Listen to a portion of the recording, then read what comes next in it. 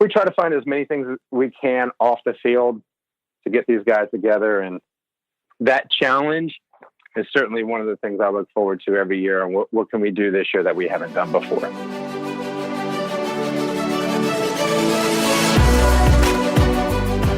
Hello and welcome to Ahead of the Curve. I am Jonathan Gellner, and thank you so much for being here. This episode of AOTC is brought to you by baseballcloud, the official voice of data. baseballcloud's revolutionary software platform brings to life the numbers captured by TrackMan and FlightScope. And this provides colleges, players, and facility owners around the world a turnkey product allowing them to analyze their data using key metrics and custom visualizations on one intuitive user interface. The future of recruiting and player development is here. Go to baseballcloud.com to find out how you can have your own data analytics department for your program. Data has a story to tell. Baseball Cloud gives it a voice. Now, on today's show, we have the head coach for St. Thomas Aquinas, Troy Cameron. Troy is in his 5th year as the head varsity coach there and is currently coming off a 2018 8A Florida State Championship. He is also an alumni of Aquinas, and in June of 1997, Troy was selected by the Atlanta Braves in the first round, 29th pick overall. In this episode, I talk with Troy about his past professional baseball experience, how Troy and Aquinas give back to the community, and Troy shares his tips on how he develops a killer training program for his team on and off the field. Ladies and gentlemen, here is Troy Cameron. Welcome to the show. Thanks, Jonathan. Thanks for having me.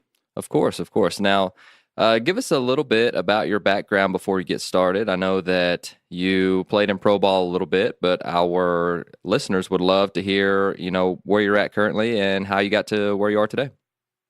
Oh man, that's tough. I usually don't like to.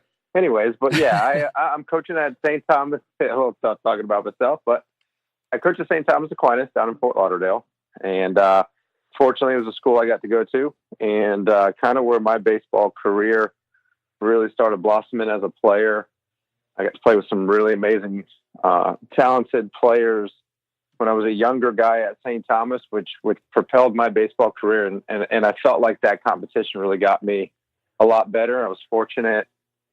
My senior year of high school, I had signed a national letter of intent to play at Florida State. Then I ended up not going there. I was drafted in the first round by the Atlanta Braves in 1997, and then kind of decided to take that leap of faith of, my journey towards the big leagues and hopefully making it to the big leagues. And I got to chase the dream for 9 years, the minor leagues at every level, but the one that counts, the one that's on TV. But in the long run, it was something an experience that I would not change for the world. It certainly gave me the experience, the knowledge that now I get to give back as a coach, coaching back at my alma mater, which is St. Thomas Aquinas. No, that's awesome. And you guys run a decent athletic program over there. We're fortunate. Yeah, the athletic program's always been great. Like I said, I graduated from there in 1997. Our girls' soccer team has been national champs, I want to say 4 or 5 times. Our football team now has gotten to a national level where they're competing for national championships. They won a couple a few years ago. Our baseball program's always been very good. I'm fortunate to kind of carry that on now as the head coach, which I take a lot of pride in because I was a player. We won a state championship in 1995, my sophomore year, and got to do it last year as a coach and win a state title, which is, we've got 3 state titles now in the program, and fortunate to be part of one as a player and part of one as a coach. So our tradition, our history for the school is pretty mind-boggling in terms of some of the athletes that have come through there in all the different sports. No, and, as I was prepping for this the other day, we were watching Monday Night Football, and, a stat came up of most high school NFL players, or where do they come from in most high schools, and St. Thomas Aquinas led with 17. Yeah, it was actually 17. And the reason I ask is that it's whenever you've got so many good sports programs, do you guys kind of iron sharpen iron with all of the different ones, and they kind of push you guys, and you guys kind of push everybody else as well? Yeah, it's sports, right? It's competitive. So even when you have programs within a school, And one sport's really setting the bar high in terms of, achievement level. You want to do what you can and do your part and try to bring your program to that same level. And I'm very fortunate to be at that school. The talent that I get that comes to my school and that I get to coach, it makes me look like a little bit better coach than what I probably am. So, it's fun. It really is. And we're dealing with some amazing kids, some amazing academic kids. I'll brag a little bit real quick because I've never been part of an academic award my whole life until I started coaching. And the last 3 years, my team won if you want to call it won the state title for the highest GPA of any 8A baseball team in the whole state of Florida. They won it awesome. 2 years in a row, and last year we finished second. So the last 3 years, our kids have definitely put the work in the classroom, and it's shown by getting academic awards as a team, which is a pretty amazing thing. And like I said, I'm fortunate that I get to be the coach of the team. Because I've never won an academic award until these guys started. So it's nice to be a part of it. Oh, definitely. Now we are, going throughout the fall. And so let's go ahead and start with what you guys are doing this time of year. How are you? You said, we were speaking off the mic a little while ago, and you said you've got almost 100 players. So what are you doing? I'm thinking of, man, I don't know what the heck I would do. And you did mention you got several coaches to help, but talk to us about what a typical week looks like for you guys.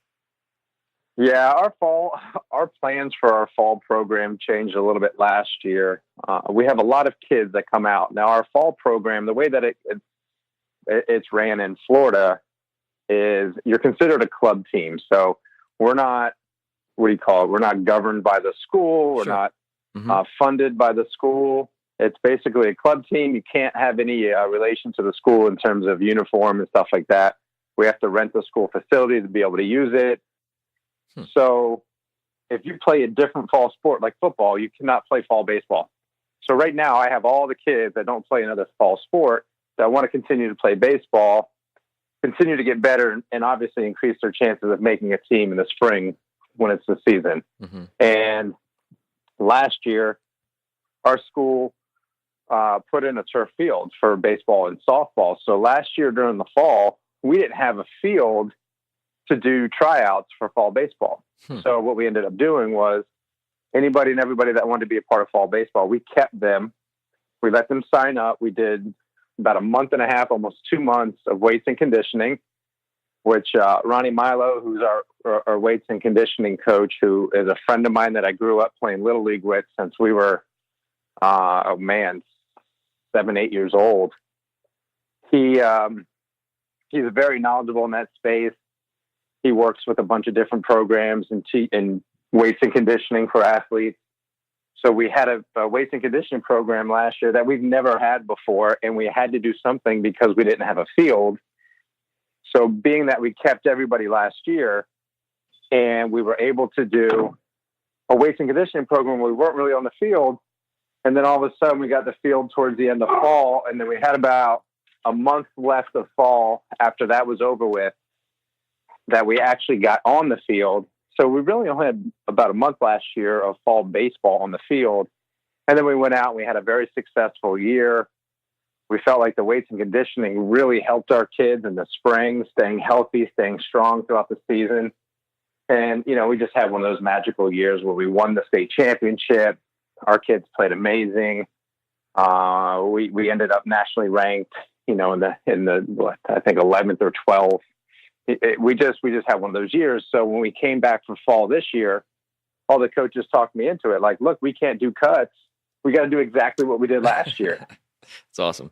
So fast forward to today, I got 105 kids in fall ball, and it is very challenging every day. Our weights and conditioning program has been amazing again, that Ronnie's been running for us. And we've got another couple of weeks left. We go up until Thanksgiving, and then we give them a little break. And then they come back January 28th, first day of tryouts, and then they compete to make a team. So right now, we got 105 kids. Between our 3 teams, we have 2 JV teams and a varsity team. we'll keep about 60 to 65. So, we're looking at cutting about 40% of the guys that are out there currently, not to mention some of the guys are going to filter over that are playing a different fall sport right now. Understand. Now, with the restrictions in Florida, are you guys able to do any sort of baseball activity? Yeah, there is no restrictions. As long as you're compliant as a club team, you can play as many games as you want. You can do as much practicing as you want. Obviously, you've got to have insurance and you've got to have a schedule, and you can't be named anything that has to do with your school. So We're out there practicing. I got my varsity guys out there every Monday and Wednesday. I've got my JV guys out there every Tuesday and Thursday. Weights and conditioning is Tuesday, Wednesday, Thursday. So they have Friday and the weekend off during fall. And right now, we started in the beginning of September. All we do is positional, individual work. And then the last hour of practice, we do BP. So every day we hit BP. Every day we do individual, positional, fundamental, and instruction for about 45 minutes to an hour. And that's kind of what makes up our fall program right now. It's just, these kids play so many games in the summer with no practice in. They don't really need to play many more games in the fall. They need to start learning how to play the game so that they can get better that way and a little bit less games. Understand. And you mentioned earlier that, academics is a huge pillar in your program. And so talk to us about what you guys do to make that a priority. And, talk to us about how you really do any team or leadership building, especially when you've got that many kids, just trying to get to know them and trying to help them get to know each other. What's your process going through that? Yeah, from an academic side, we've got two of my coaches that are on the varsity staff. One of them is Ed Waters, who has been at the school for 43 years now. He actually was my coach when I went to school there. So he's a teacher. He's a history teacher at St. Thomas. And then I've got Joey Wardlow, who is the health teacher at St. Thomas. So those guys really help me a lot when it comes to the academic side of it, because they're able to pull grades. We're able to keep close tabs on which guys need help.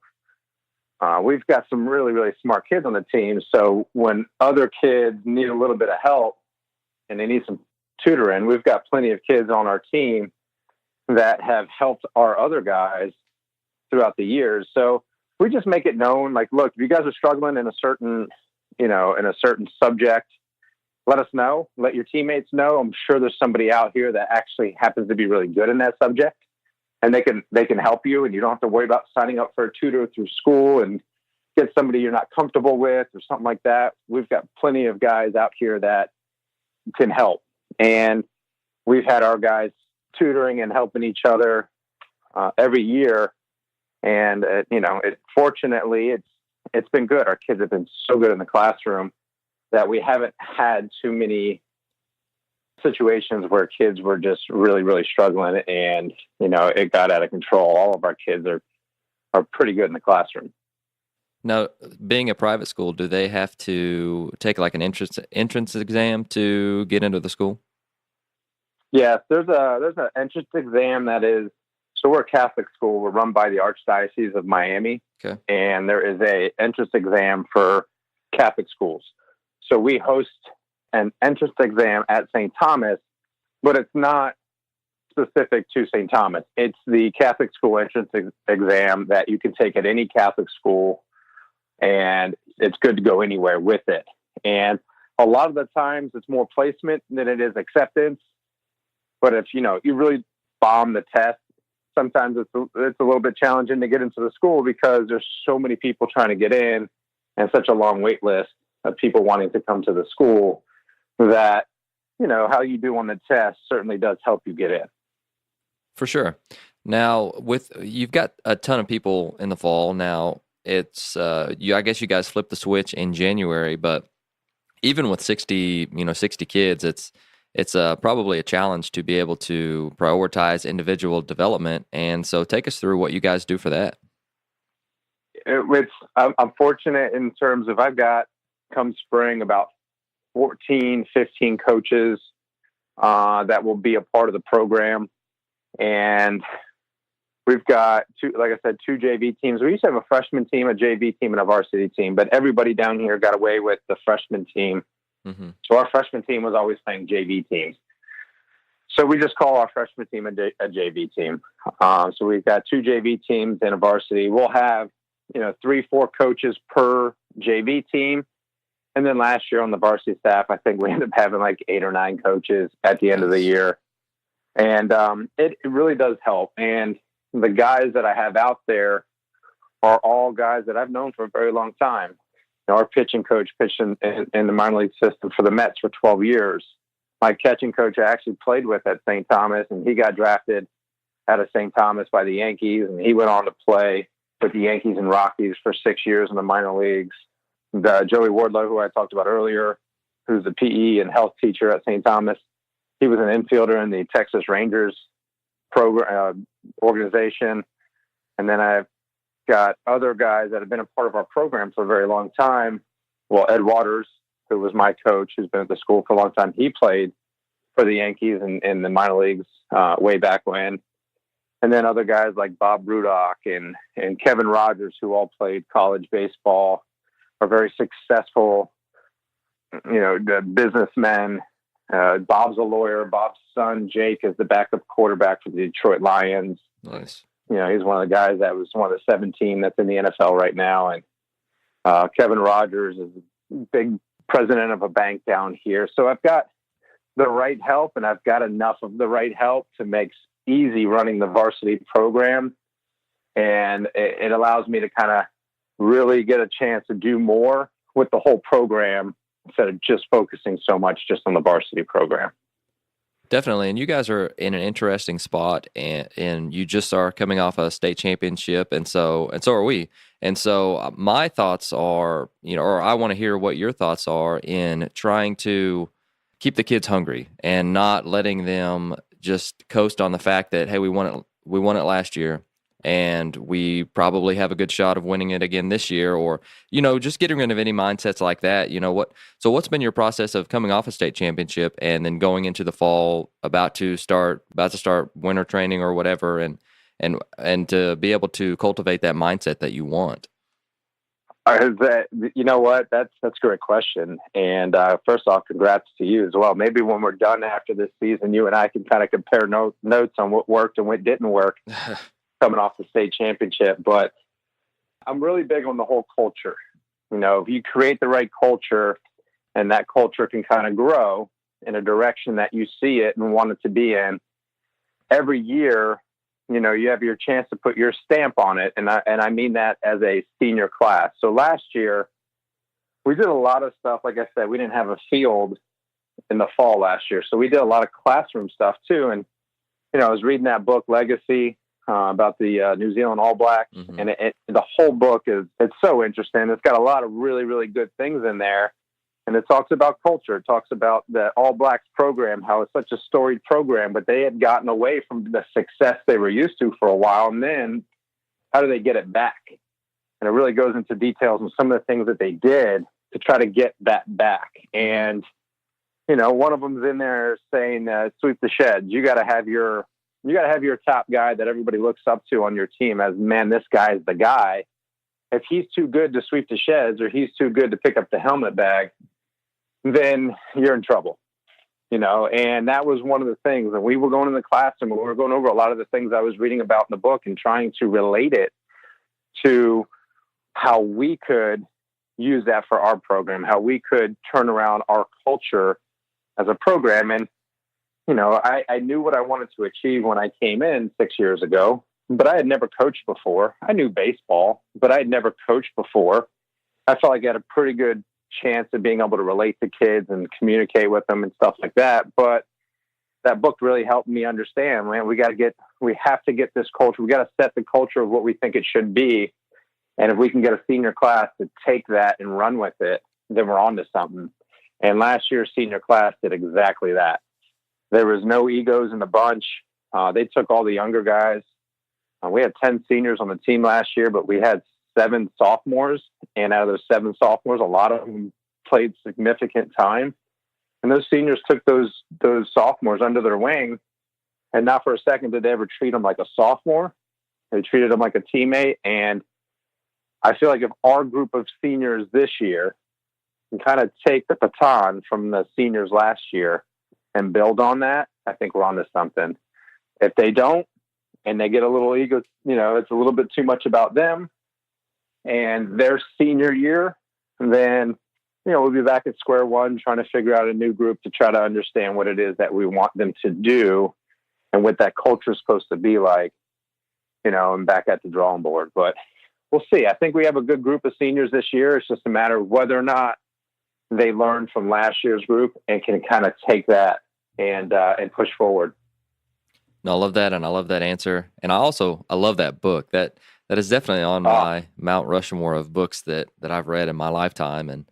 And I think the listeners know that I do love to read, but that's an absolutely phenomenal book, and it's got a lot of practical examples. So you also we've been talking about your Halloween game this week, and I love that, and that's one of the things that you guys do to build the culture and the team camaraderie. Is there anything else that really stands out when someone asks you, or if I might as well ask you, what are some practical ways that you guys do build the culture or, the camaraderie or some different things that are unique to you guys? I look for as many different things that I can do off the field that we do on the field. I love that. We've got a park, and we haven't done it. We didn't do it last year. We'll do it this year, but we have a park that's right down the street from our school. And every Tuesday night, this park has, 100 food trucks that lines the park, So a couple of years ago, we didn't do it last year, but a couple of years ago, I told the kids, hey, for tomorrow for practice, and bring a lawn chair, bring a folding chair. And they're kind of looking at me like, what do you mean? So we went to go, they stretched, and we went to go start practice. I was like, all right, let's go. We're not practicing today. We're going to go over to the park where the food trucks are at. Follow me. And then we just went. Everybody pulled out their chairs. Everybody went and got something to eat. We came back and we sat and we ate and hung out together to try to get that going, because a lot of these guys know each other and they say they're friends, but they don't know much about each other. So Tim McNabb, our pitching coach, brought this exercise to us the first year. And to this day, every time we do it, it brings me to tears. It's one of the most amazing things I've ever witnessed on a baseball field. Every year it seems to keep getting better and better, but he does an exercise which is called 80-20, and he learned it when he was with the Mets. The pitching coach with the Mets did it with him. Okay. And the exercise is 80% about life, 20% about baseball. So you got to stand up and you got to say, hey, my name is Troy Cameron. My 80% about life is I've got a 5-year-old daughter named Jaden. She absolutely loves coming out here. She thinks all you guys are her big brothers. And it's really special for me because she didn't get a chance to see me play, but she gets a chance to see me coach. And I can't thank you guys enough for giving me that opportunity. And my 20% about baseball is I'm really looking forward to the challenge this year of really getting you guys individually better. But I can't wait to get to know you guys more too. Mm-hmm. And that would be like an example of an 80-20, and it goes around the whole entire, everybody has to stand up and do it. Now, what ends up coming out sometimes is some very personal information that these kids don't share with anybody. And it really gives you a little bit of a better insight where kids are always going to be kids. And you got a kid that's kind of riding another one on the team, like, hey, nice swing, that was a terrible swing, like just joking around, but might not really know what's going on. And all of a sudden he gets a little bit better insight of what's going on in his teammate's life. He might not crack that joke. Sure. He might be a little bit more sympathetic to, hey, this guy's going through a little bit. Let me back off a little bit. Let me see if I can help him. So it's a really neat thing that we do every year with our guys.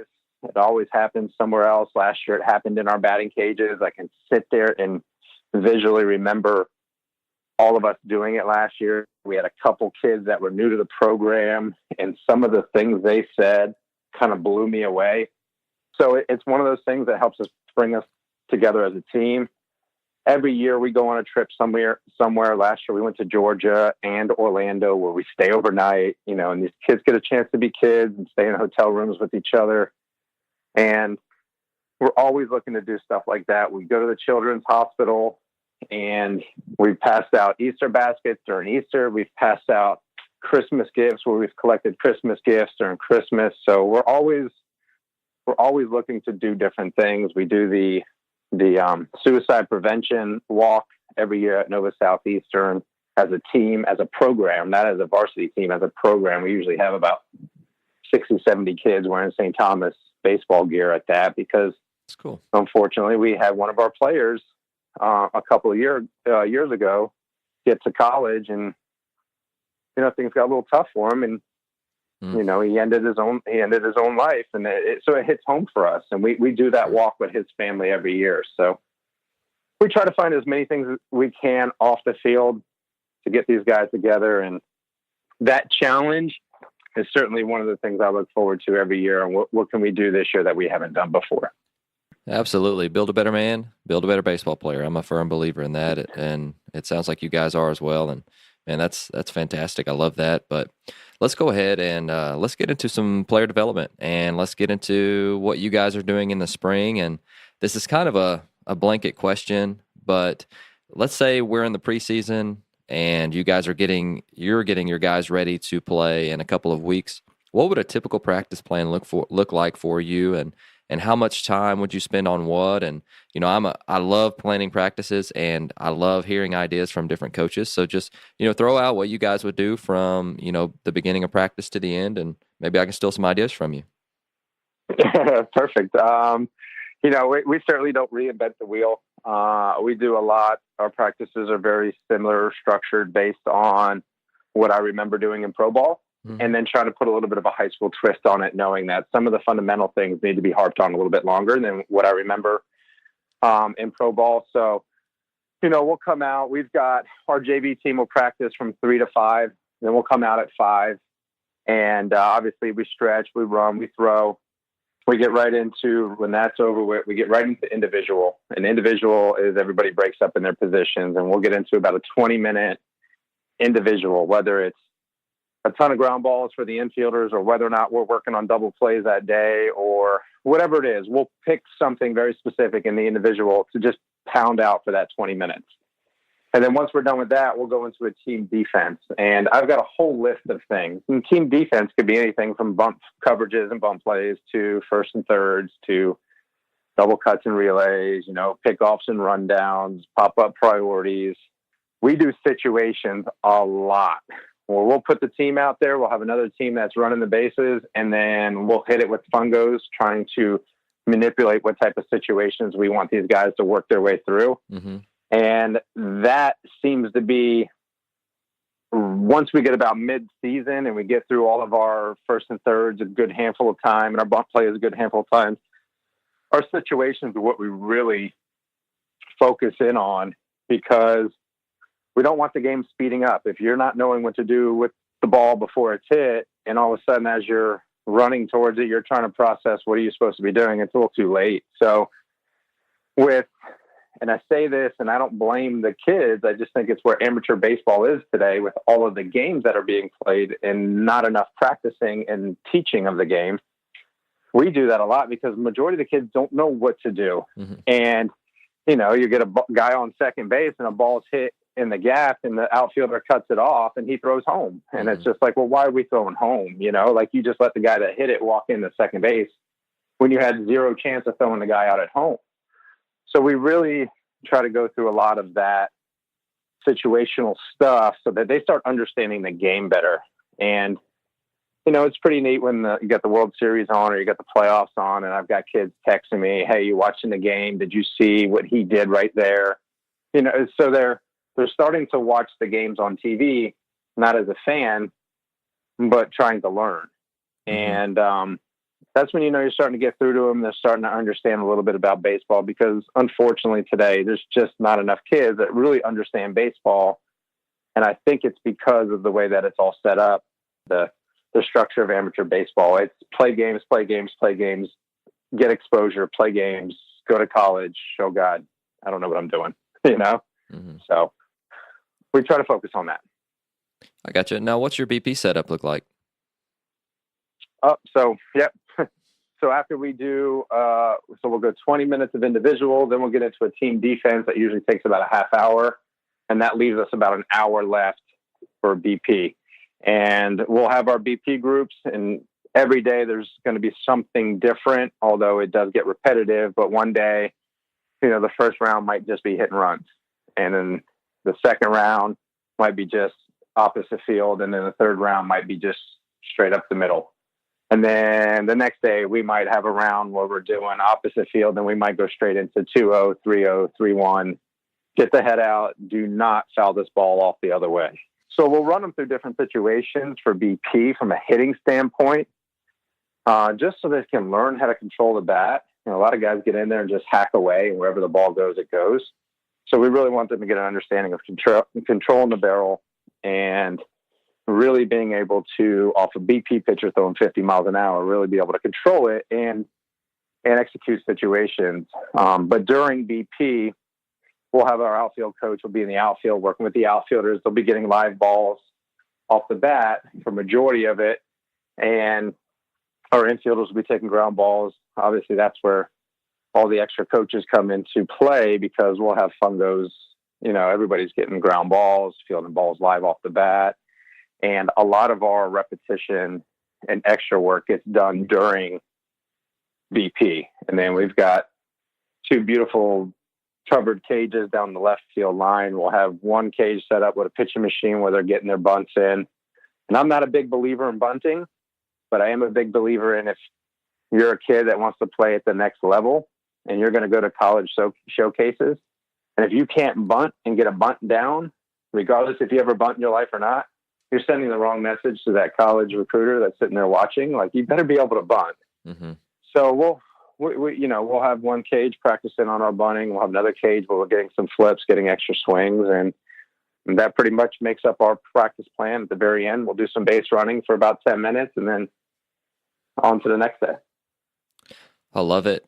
And I also love, competition and practices. And, being at a program like St. Thomas Aquinas, I'm sure there's a lot of individual competition just for playing time.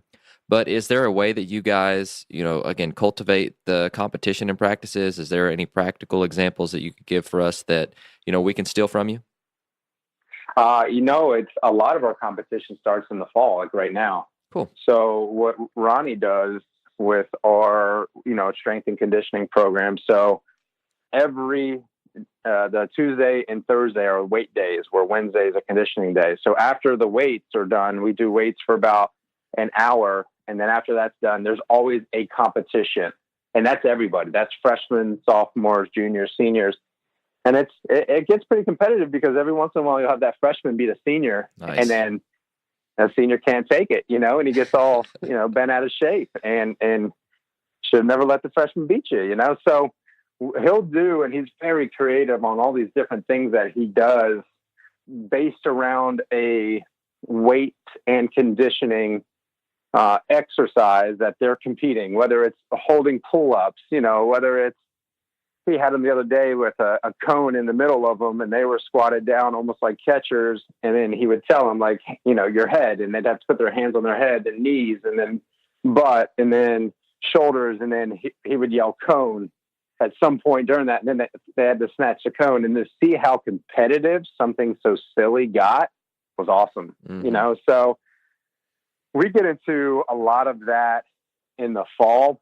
Come the spring, it's just a reminder, like, look, you guys made the team, but there's 15 kids, 20 kids that I could have picked in your spot easily, because they were equally as talented. And if you're not going to come out here and compete every day, I'll go get one of those guys to take your place, and I'm fortunate to be at a program where we have so many kids, and it stinks on cut day, because I'm having to tell, 40 kids, 50 kids, sorry, you didn't make it.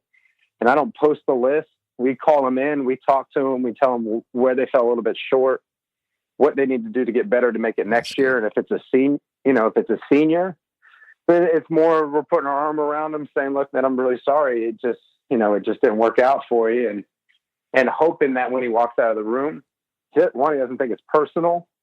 And two, he still realizes that, hey, I don't think those guys cut me because they didn't like me. And they're still, I see them walking down the hall or something like that. They still say hi and not like, oh, I hate that guy. You know, he ruined my life. Like, I just hope that when they leave that room, that's the perception and that's kind of the feeling they leave with, and not the other where, you know, they're upset and they think it was something personal, because it certainly is. And it's the worst day of the year for us as coaches to tell high school kids, hey, it didn't work out. You know, it is part of the job description, but at the same time, it doesn't feel any better when you do it.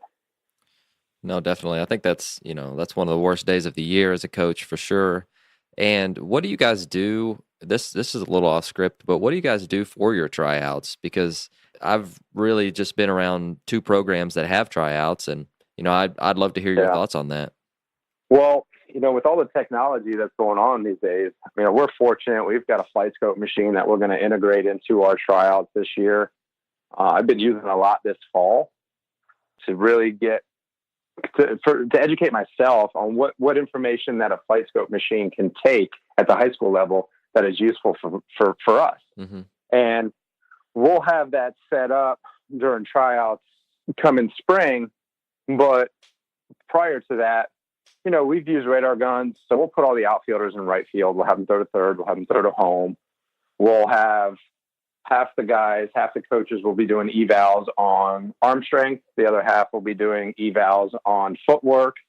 And then we'll have a guy with a radar gun that's just taking down actual numbers. So we get into our meetings, we can kind of go back and look at some of the data we were able to collect with just a radar gun and stopwatches and whatnot. And if there's anybody that we just don't know what to do with, maybe that'll help clear it up. But there's also guys where you can see the separator where they're just not there at the same level as the other guys, you know, based on that data. So we'll put the outfielders in right field, let them throw to third and home. We'll put most of the infielders at short. I do like to put my second baseman at second, because a lot of second basemen in high school are second basemen just because their arm strength hasn't developed as much yet. Sure. But some of those guys can still turn a good double play. And if you can turn a good double play, that makes up for arm strength for me. So we'll put most of the guys at short. We'll put the second basemen over at second. We'll let them field ground balls, your typical one at you, one to the backhand, one to your left, and then a slow roller. And then we'll do some double plays to see some actions on double plays. So we'll do that for the infielders. Pitchers will throw a 20-pitch bullpen on the first day, and second day we split them in half. And then on the third and fourth day, the guys that threw the first day will throw to live hitters. They'll throw 25 pitches to a live hitter, and we'll have 5 different hitters go in for 5 pitches. And we'll be taking radar and other, you know, data stuff that we can. Now, obviously, with the flight scope machine, we'll be able to take a lot more. And then we'll have all the pitchers throw on that Wednesday and that Thursday, and then Friday we pick the team. And then after that, we get right into it because we play a game a week and a half later after the team's picked on that Friday. So they don't leave us much time from the first day of tryouts to actually getting the season started. A lot of programs down here will have the team already picked from the first day of tryouts, which is January 28th. Unfortunately, we can't do that because we have so many kids that come out. So a lot of the programs that don't have as many kids come out, they already know what their team is and they start practicing right away, where we kind of lose 4 days of practice by having tryouts. But I'd rather have that problem than have the issue of not enough kids. Sure. Now let's go ahead and talk about your personal development. And, you know, you mentioned that you'd never coached before becoming a coach there. And so this is a great question for you. So what do you wish you'd known before you took your first head coaching job? Wow, that's a great question. You know, I took over for a guy that was a great guy, really good coach at St. Thomas, had a lot of success, won a state title and whatnot. And one of the reasons why he had been let go, and when I came in, was that there was zero communication between him and the parents. And whenever there was issues or complaints, those parents would end up going to the administration with it. And he had coached for 12 years. So I guess that after, 12 years, everybody's going to complain when their kid's not playing. And I guess it just got to a point where those complaints kind of mounted up and the administration just didn't want to hear them anymore. It felt like a change needed to be made. And then that's when I came in and took over. And first thing I said, I was like, look, parents, my door is always wide open. You have any complaints, come to me. Don't go to the administration. Don't go to the athletic department. Come to me, and we'll, we could have a sit down and we'll talk through it, and we'll see what the real issue is. And what I didn't know was the phone calls and the text messages at 2:00 in the morning when parents felt like that was the appropriate time to talk about why their kid's not playing. So I came in trying to change the world and be different, and I didn't put many guidelines on that. So now, after having coached for 6 years, going into my 7th year, my parent meetings are a little bit different. I still tell them, look, my door is always wide open, but, just be respectful of my family and my wife and my 5-year-old daughter. Like, let's keep the text messages or phone calls during business hours, not at 2:00 in the morning. And usually I get a couple chuckles, and then I get a couple parents like, oh, well, yeah, that probably would have been me if if you didn't say that. So yeah, it's been a blast. It's been an amazing ride. I love doing it. I love doing the high school level. The kids are so receptive, and you can see such a big change in terms of them, not only on a baseball field, but as growing as young men. It's pretty neat to have that type of influence on them. And, and obviously the responsibility is why I do it. I love doing it. For sure. And at your parent meeting, do you lay out any rules for them? Because I know that it's a huge thing, especially today, is we want to be able to communicate with the parents. And I know it's a huge thing from the administration standpoint. And so how you did mention that you just be respectful of your time, but are there any rules that you lay out for parent communication?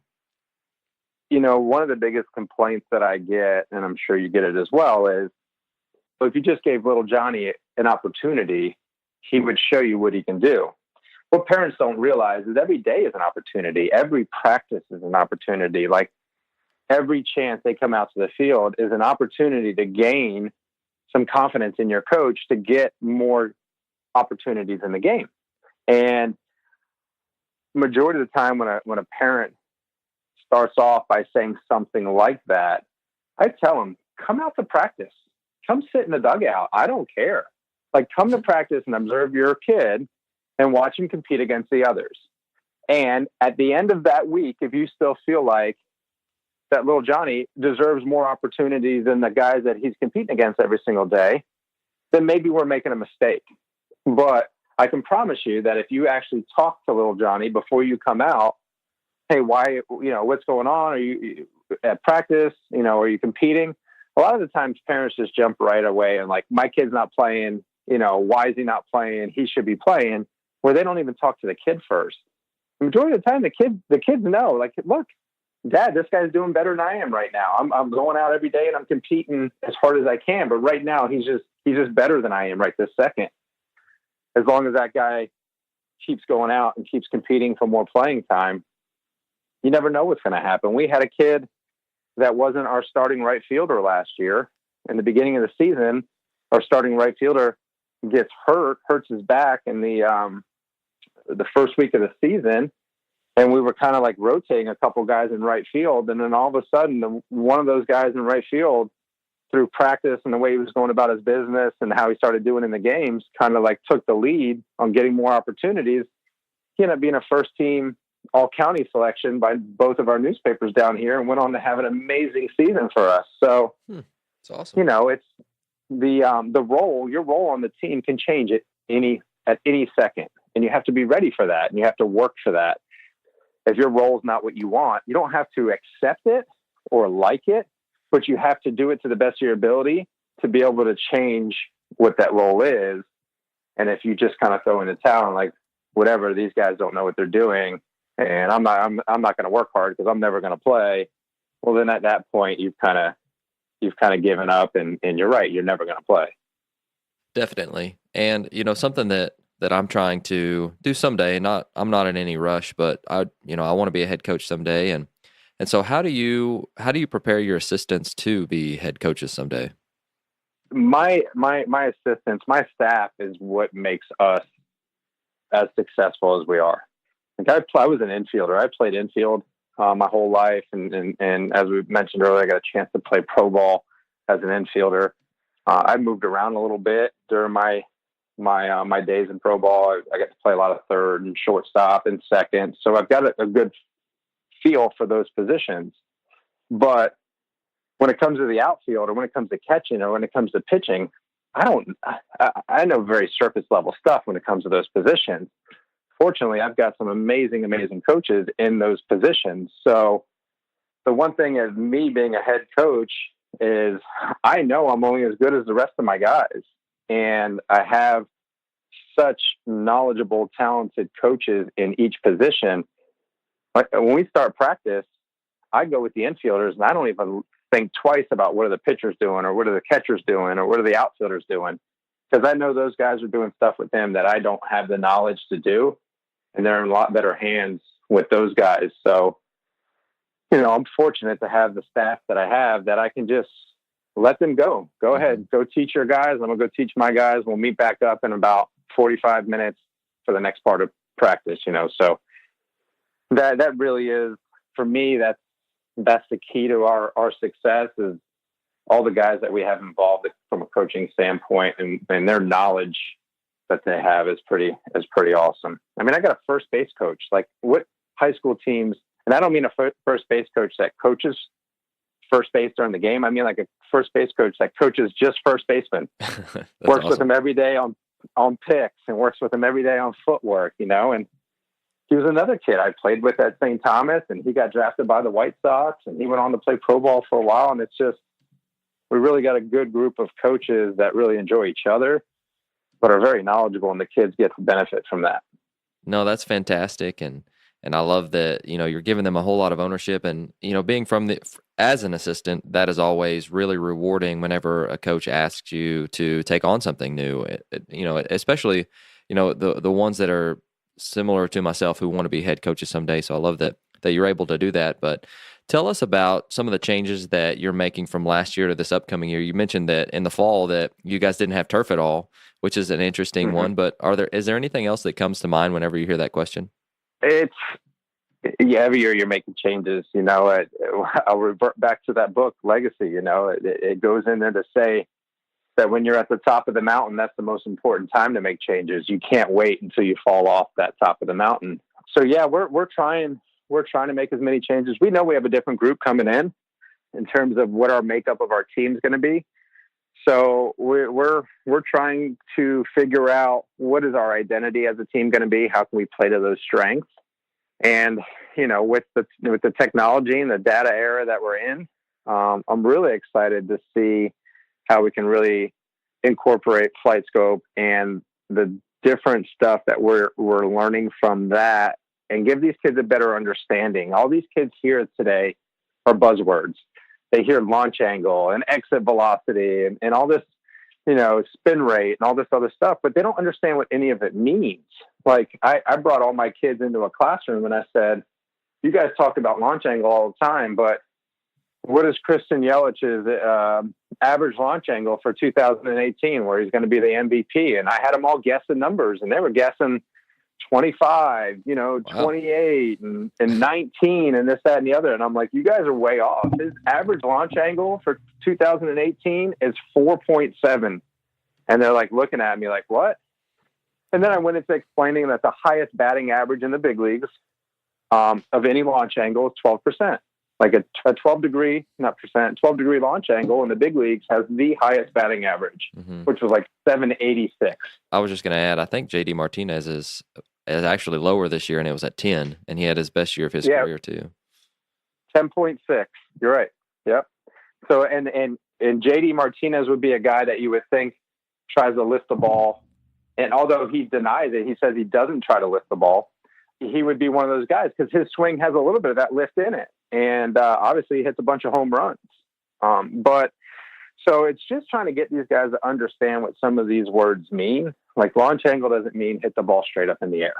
A line drive is a ball hit in the air. people are saying getting away from ground balls and stuff like that. Well, that's great. But guess what? You got a guy on third base and there's one out and the infield's playing back and we're in a tie game in the sixth inning.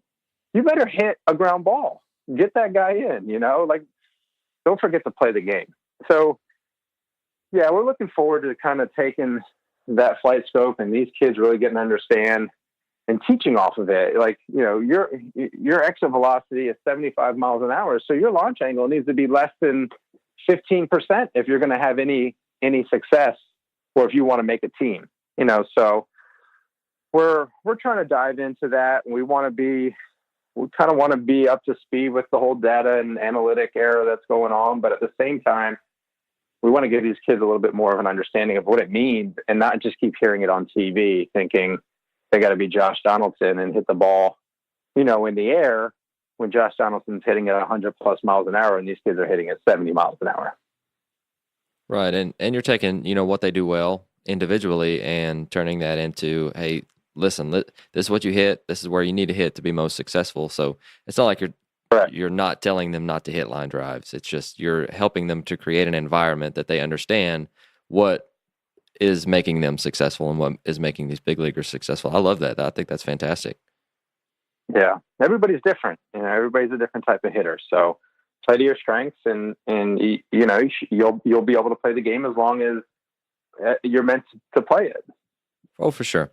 Now, being a guy that's constantly learning, and you've mentioned legacy a couple of times, but what is something that you've learned lately that's gotten you really excited? What have I learned lately that's got me really excited?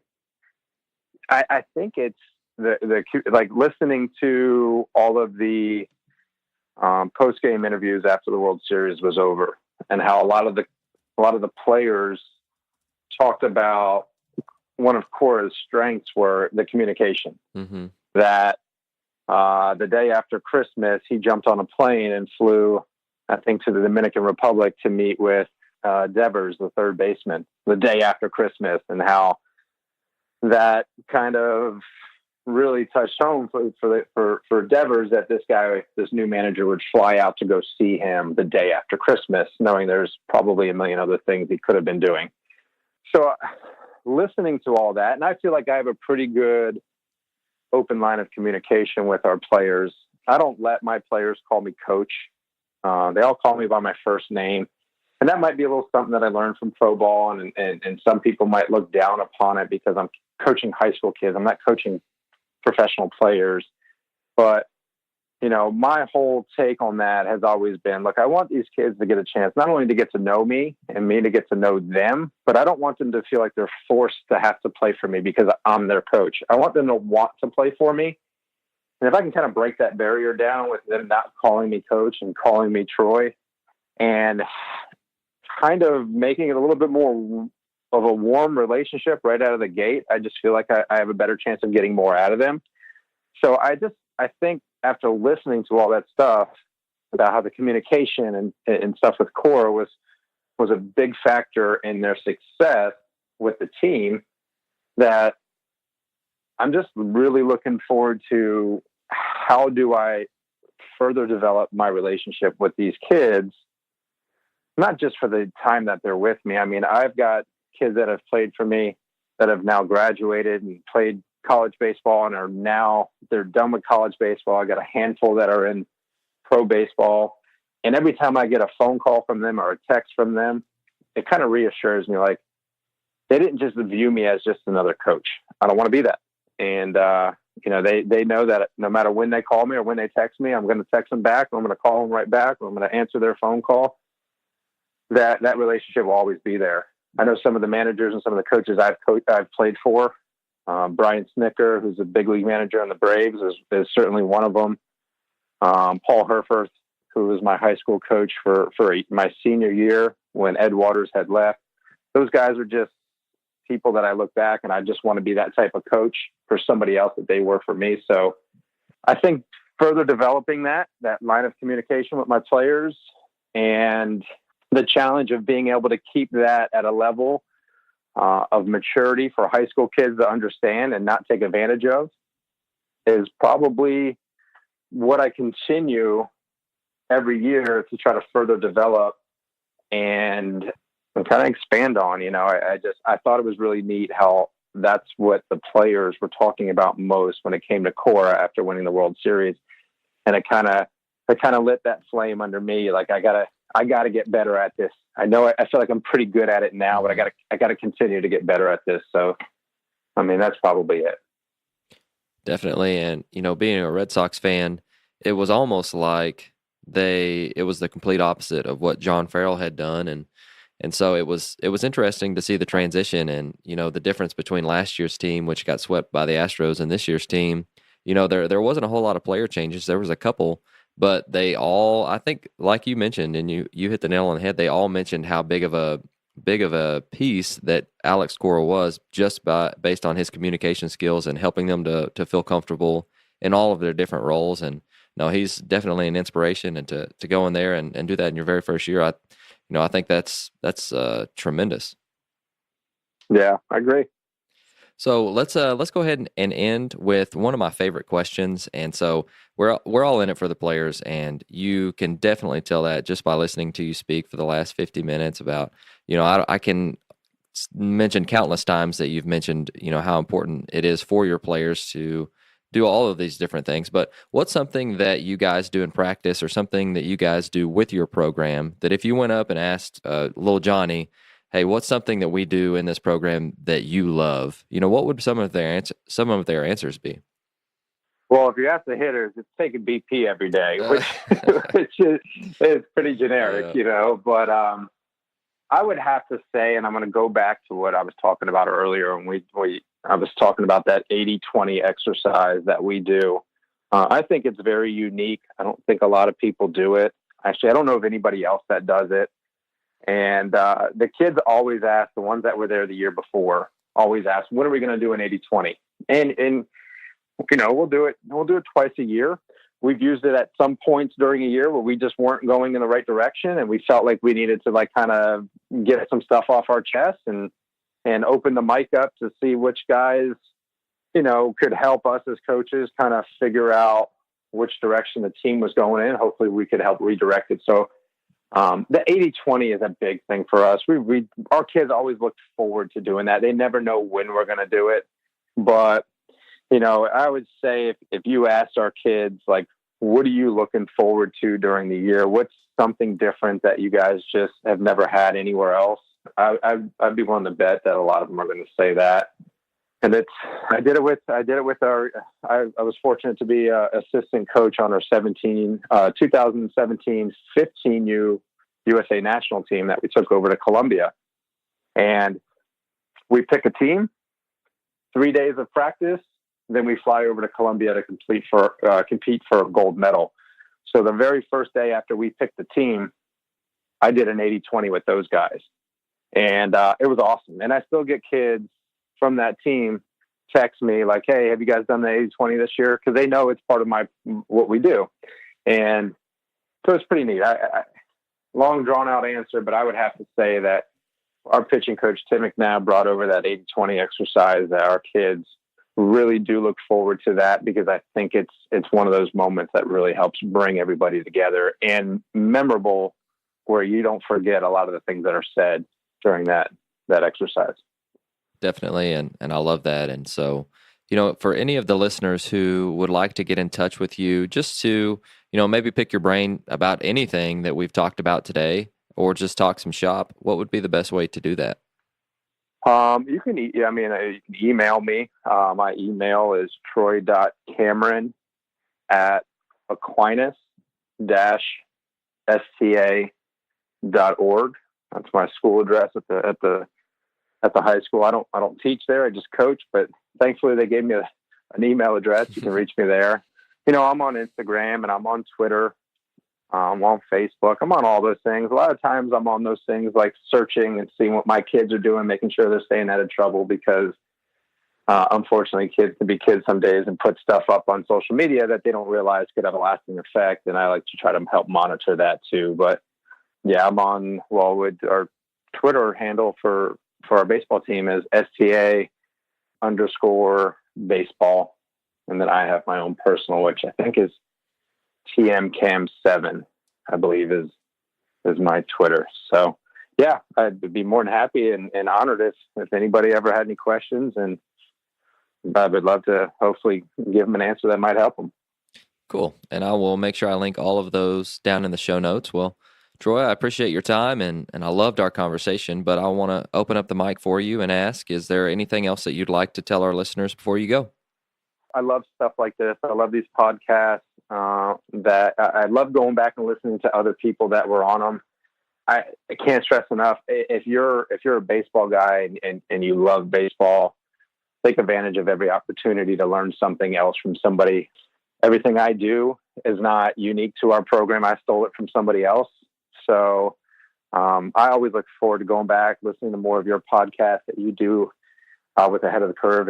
And I look forward to learning. So I would love to challenge everybody out there to continue learning and let's help grow, baseball and get the amateur state of baseball in a little bit better place than it is right now.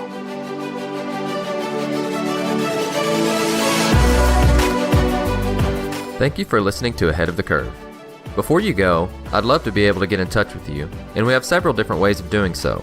You can follow us on Twitter and Instagram at AOTC_podcast.